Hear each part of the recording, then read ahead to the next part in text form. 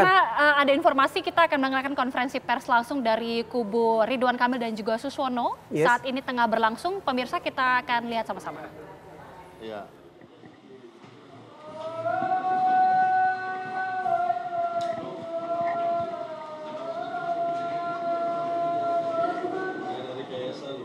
Karena 3 hari kan. Saat ini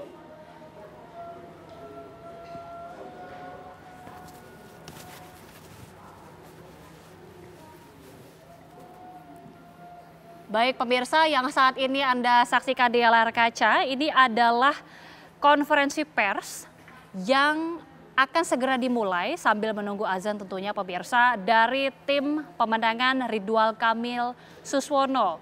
Informasi terbaru, konferensi pers ini diselenggarakan di DPD Golkar Jakarta, Cikini, dan disebutkan bahwa konferensi pers yang akan segera disampaikan ini sehubungan dengan telah ditetapkannya hasil rekapitulasi Pilgub Jakarta oleh KPUD Jakarta. Untuk itulah kemudian tim pemenangan dari Ridwan Kamil Suswono atau Rido menyelenggarakan konferensi pers yang tadi disebutkan jadwalnya pada pukul 19 lewat waktu atau 19 waktu Indonesia Barat pemirsa. Namun kita lihat sepertinya ini akan segera dimulai dan kita ketahui bahwa sebelumnya juga pada saat pengumuman penetapan dari hasil rekapitulasi yang disampaikan oleh KPU Jakarta turut juga dihadiri oleh seluruh tim pemenangan paslon dan juga para paslon tentunya.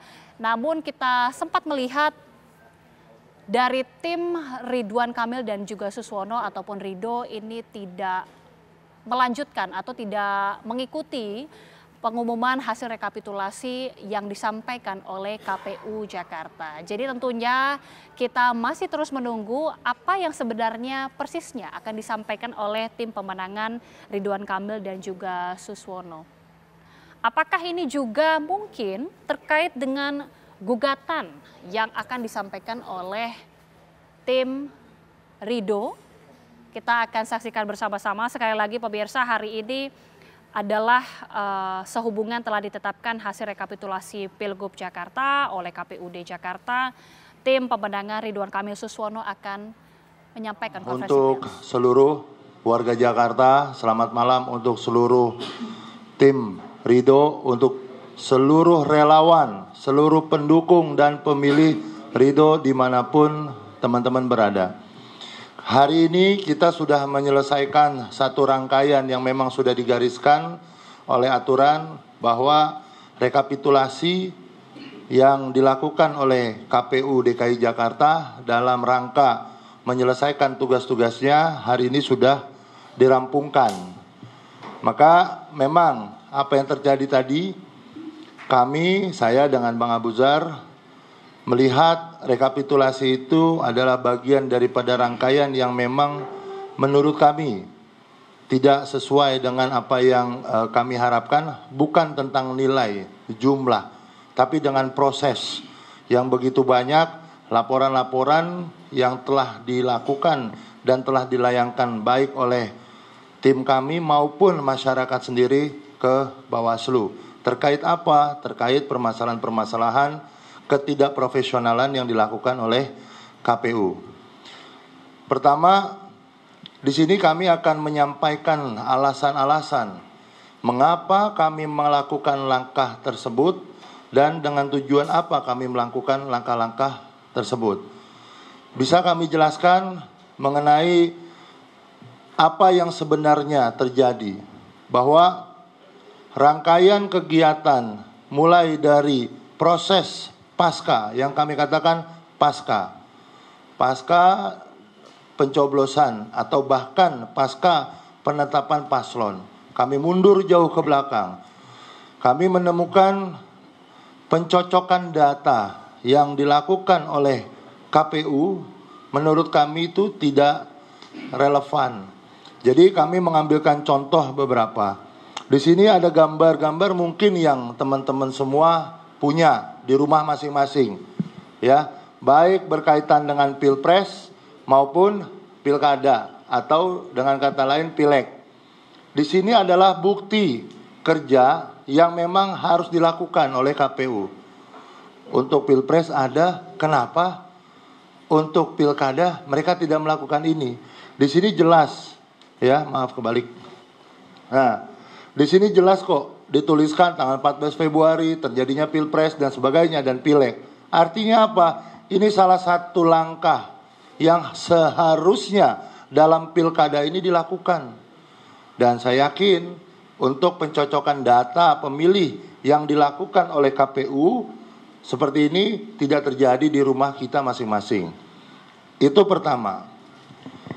Harusnya itu bagian daripada promosi yang memang setiap hari mereka lihat. Warga masyarakat DKI yang memiliki hak pilih, setiap hari dia bisa melihat tercermin dalam brainstorming tentunya bahwa memang akan ada pemilihan kepala daerah di tahun 2024. Akan tetapi itu tidak dilakukan. Padahal anggarannya ada. Satu poin. Yang kedua, kami selalu berbicara tentang yang namanya pelaporan ke Bawaslu. Kami memiliki data, ini setumpuk data, bukti, saya ambil contoh random. Ya, ini adalah bukti pelaporan yang dilakukan baik oleh masyarakat yang kami fasilitasi. Di mana kami melapor? Kami melaporkan di setiap Bawaslu, baik itu kota maupun provinsi.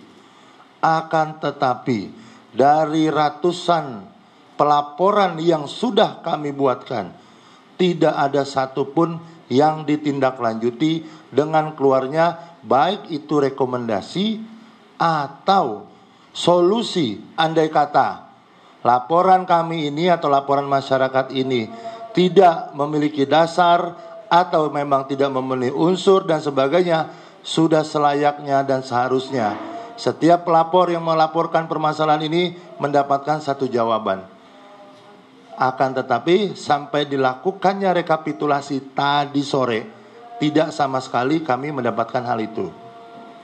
Jawaban daripada KPU yang mengatakan bahwa kami sudah melakukan upaya terkait pemberian C6 dan itu seharusnya masyarakat, ya, seharusnya masyarakat mendatangi saja tanpa harus diundang. Berarti KPU sendiri telah menjilat ludahnya. Saya katakan, saya ulangi sekali lagi, telah menjilat ludahnya. Yang sudah dia buat peraturannya sendiri. PKPU-nya sudah dibuat oleh yang bersangkutan. Di sini jelas saya bacakan. Lampiran 3 berkaitan dengan Peraturan KPU nomor 17 2024 tentang pemungutan suara dan seterusnya. Di sini surat pemberitahuan pemungutan suara kepada pemilih. Ini yang kami katakan namanya form C. C pemberitahuan. Tadi dianulir bukan C6. Enggak masalah. Narasi yang dibangun dalam form ini adalah aturan ya. Bukan kami mengada-ada. Selama ini dikatakan cukup pakai KTP, cukup pakai KTP. Di sini saya bacakan. Bersama ini diberitahukan bahwa kelompok penyelenggara pemungutan suara dalam kurung KPPS mengundang saudara atau saudari dengan nama ini, laki-laki atau perempuan dengan nik sekian, untuk memberikan suara pada pemilihan serentak di tahun 2024 yang akan dilaksanakan pada hari dan seterusnya. Kawan-kawan, bahasanya adalah mengundang. Jadi adalah kewajiban KPU melakukan pengundangan kepada pemilih. Bukan kewajiban pemilih harus datang dengan KTP kalau tidak terima undangan.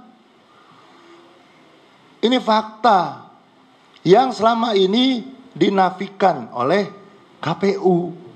KPU beranggapan bahwa warga yang tidak dapat C6 atau C undangan ini atau C pemberitahuan silakan datang.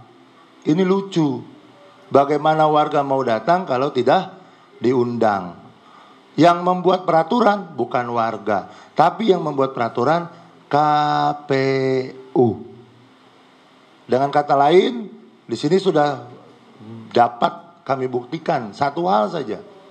KPU DKI melalui KPU di tingkat provinsi dan tingkat kota sampai kepada PPK tidak melaksanakan tugasnya dengan baik dan benar, tidak profesional. Satu, poin kedua ya. Poin ketiga, KPU punya namanya Keputusan Komisi Pemilihan Umum nomor 174 tahun 2024 tentang apa? Pedoman teknis pelaksanaan pemungutan dan perhitungan suara dalam pemilihan gubernur, wakil gubernur, bupati, wakil bupati, serta wali kota dan wakil wali kota. Di dalam poinnya, di dalam kegiatan persiapan, di sini kami kutip, ya, boleh teman-teman nanti cari, oke, pedoman teknisnya. Ini acuan bagaimana KPU bisa bertindak, melaksanakan seluruh tugasnya yang diatur di dalam PKPU melalui surat keputusan KPU. Di sini disebutkan bahwa Ketua KPPS dibantu anggota KPPS mengumumkan hasil dan waktu pemungutan suara paling lambat 4 hari sebelum dilaksanakannya pemungutan suara. Yang terjadi di lapangan 1 hari sebelum pemungutan pun masih banyak. Sekali lagi saya ulangi, masih banyak warga yang belum terima. Bahkan berdasarkan apa yang disampaikan oleh tim teknis tadi di dalam rapat rekapitulasi, terdapat 800.000 suara atau undangan atau pemberitahuan yang tidak tersebar. Artinya apa? Ada 800.000 manusia yang tidak bisa menerima. Padahal di sini disampaikan juga nih, di dalam peraturannya dia juga, bagaimana kalau orang tidak ketemu. Maka salah satu keluarganya yaitu wajib memberitahu, minimal mengirimkan via pesan elektronik. Yang bikin aturan sekali lagi bukan kami, bukan warga, bukan manusia yang ada di sini, bukan paslon, tapi KPU. Pertanyaan kami, apakah selama ini pada saat pelatihan yang secara total anggaran ini hampir 1 triliun diterima oleh KPU DKI Jakarta, digunakan untuk apa? Kalau secara teknis yang begini, PPK atau PPS-nya tidak memahami. Ini yang kami katakan tidak profesional KPU dalam menjalankan tupoksinya sebagai penyelenggara Pilkada DKI Jakarta di 2024 ini. Kemudian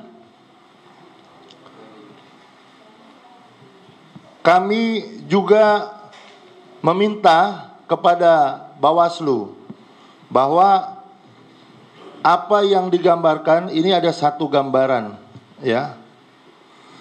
Saya katakan di sini, maaf. Nah, di sini ya. Ini saya capture dan saya foto dari KPU sendiri, rilisnya pada saat rekapitulasi tadi. Jelas-jelas di sini saya ulangi, jumlah yang tidak menerima adalah 802.417 manusia dengan dalil masing-masing. Ada meninggal dunia, pindah alamat, pindah pemilihan, tidak dikenal, berubah status dan sebagainya. Yang sangat mencengangkan adalah ada 30.000 nama yang sudah meninggal tapi mendapatkan, masih terdaftar sebagai pemilih. Yang kedua, pemindah alamatan atau yang tidak berdomisili itu ada 117.000. Kemudian yang tidak dikenal ada 173.000. Andai kata, kembali ke poin pertama, Andai kata yang dilakukan pencocokan data sesuai dengan mekanisme yang sudah diatur, yang ada stiker-stikernya di rumah itu benar, maka ini data nggak akan pernah ditemukan lagi. Karena sudah banyak yang pindah tapi masih terregistrasi. Ini alasan mereka. Oke? Dan yang lebih parah lagi adalah, ini data. Golput Jakarta tinggi, dibuatlah premis, dibuatlah narasi. Enggak di Jakarta doang kok, di seluruh Indonesia. Kami cuma bilang, tok tok tok, halo KPU DKI. Kami tidak berbicara tentang wilayah lain. Wilayah lain banyak alasan. Satu, wilayahnya mungkin pegunungan, mungkin kepulauan. Jauh dari yang namanya transportasi yang mudah. Jauh dari mungkin ya fasilitas yang tidak memadai untuk melakukan distribusi. Halo KPU DKI Jakarta.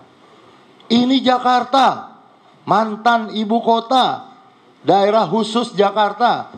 Apa iya narasi yang mau dibangun dengan alasan-alasan bahwa kita sudah mendistribusikan, akan tetapi golongan tinggi ini 3.489.614